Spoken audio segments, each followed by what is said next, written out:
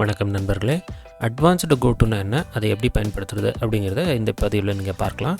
So இந்த option வந்து பார்த்திங்கன்னா 2007 வேர்டில் கூட இருந்திருக்கு. பட் நிறைய பேர்த்துக்கு இந்த ஆப்ஷன் தெரியாது. இது கிட்டத்தட்ட ஒரு சீக்ரெட்டான ஆப்ஷன் அப்படின்னு சொல்லலாம். ஸோ இதை பற்றி நீங்கள் தெரிஞ்சுக்கணுன்னா இந்த வீடியோவை கடைசி வரைக்கும் பாருங்கள். அட்வான்ஸ்டு கோட்டு அப்படிங்கிறது சுருக்கமாக என்ன அப்படின்னு கேட்டிங்கன்னா, ஆப்ஷன் ஃபார் ஃபாஸ்ட் நேவிகேஷன் அப்படின்னு சொல்லலாம். ஸோ ஃபாஸ்ட் நேவிகேஷன்னா என்ன அப்படின்னா, இங்கே வந்து ஒரு இடத்துலேருந்து இன்னொரு இடத்துக்கு போகிறது தான் நேவிகேஷன். அதாவது இங்கே குறிப்பிட்டு சொல்லணும்னா, கர்சரை வந்து ஒரு இடத்துலேருந்து இன்னொரு இடத்துக்கு கொண்டு போகிறது. ஸோ இப்போது வேகமாக போகிறது அப்படின்னா எப்படி அப்படின்னு கேட்டிங்கன்னா, இப்போது இந்த டாக்குமெண்ட்டை நீங்கள் கவனிச்சிங்கன்னா இங்கே வந்து 111 பேஜ் இருக்குது. இப்போ நான் சடனாக வந்து ஒரு 48வது பேஜுக்கு போகணும் அப்படின்னு வச்சுக்கோங்க. ஸோ நான் வந்து இதே மாதிரி இப்படியே ஸ்க்ரால் பண்ணிகிட்டே போகலாம். பட் ஸ்க்ரால் பண்ணிகிட்டே போனீங்கன்னா உங்களுக்கு ரொம்ப டைம் ஆகும். ஸோ இதுக்கு பதிலாக வந்து நீங்கள் கோட்டுவை பயன்படுத்தலாம். ஸோ கோட்டுவை பயன்படுத்தணும் அப்படின்னாக்கா இந்த ஹோம் டேபுக்கு வந்துடுங்க. ஸோ இங்கே வந்து இந்த ஃபைண்டுன்னு இருக்குது பாருங்கள். இந்த சின்ன ஆரோவை கிளிக் பண்ணிங்கன்னா இங்கே கோட்டு அப்படின்ற ஒரு ஆப்ஷன் இருக்குது. ஸோ இதுக்கு கீபோர்ட் ஷார்ட்கட் அப்படின்னு பார்த்தீங்கன்னா இது வந்து Ctrl+G ப்ரெஸ் பண்ணிங்கன்னா கூட உங்களுக்கு கோட்டு வரும்.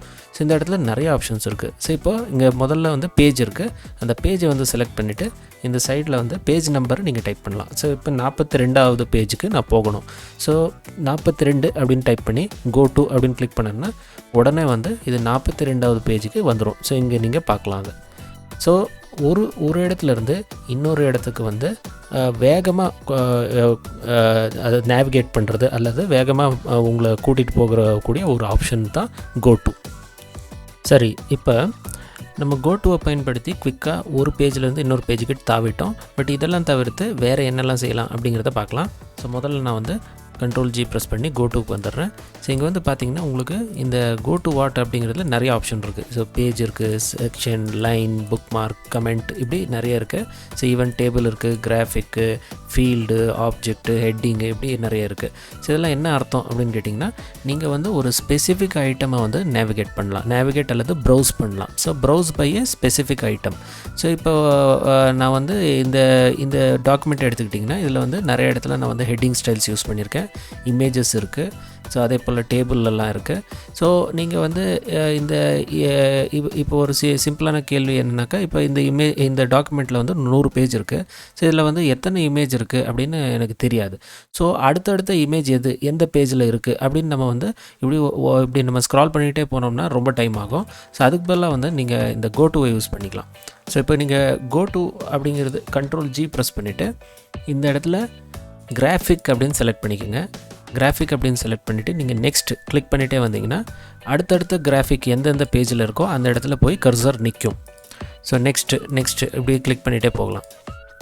ஸோ இதே போல் நீங்கள் வந்து டேபிள் செலக்ட் பண்ணிவிட்டு நெக்ஸ்ட் ப்ரீவியஸ் கிளிக் பண்ணிவிட்டு வந்தீங்கன்னா எந்தெந்த பேஜில் வந்து டேபிள் இருக்கோ அங்கே கர்சர் கொண்டு போய் அது காமிக்கும் உங்களுக்கு. ஸோ நீங்கள் ஈஸியாக வந்து ஒரு ஸ்பெசிஃபிக் ஐட்டமை வந்து ப்ரௌஸ் பண்ணிகிட்டே போகலாம்.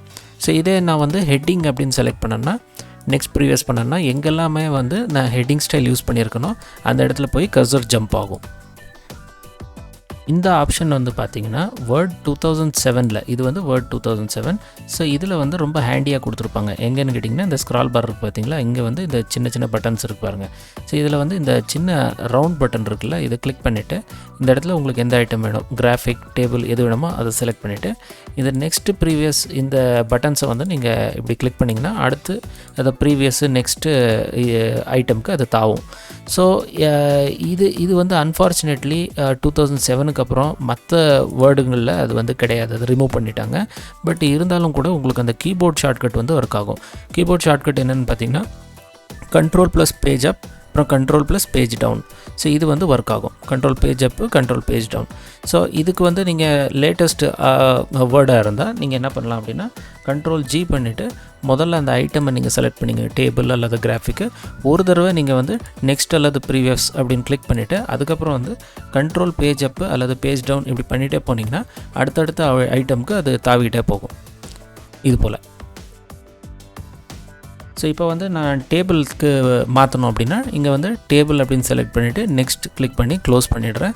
மறுபடியும் Ctrl+Page up, பேஜ் டவுன் இப்படி பண்ணிகிட்டே போகலாம். ஸோ கோ டு அப்படிங்கிறது என்ன அப்படிங்கிறது உங்களுக்கு தெளிவாக புரிஞ்சிருக்கும் அப்படின்னு நம்புகிறேன். இந்த ஆப்ஷன் வந்து உங்களுக்கு பயனுள்ளதாக இருக்கும் அப்படின்னு நம்புகிறேன். ஸோ நீங்கள் இந்த வீடியோ உங்களுக்கு பிடிச்சிருந்தா ஒரு லைக்கை கொடுத்துருங்க. நம்ம சேனலை சப்ஸ்கிரைப் பண்ணாதவங்க சப்ஸ்கிரைப் பண்ணிக்கோங்க.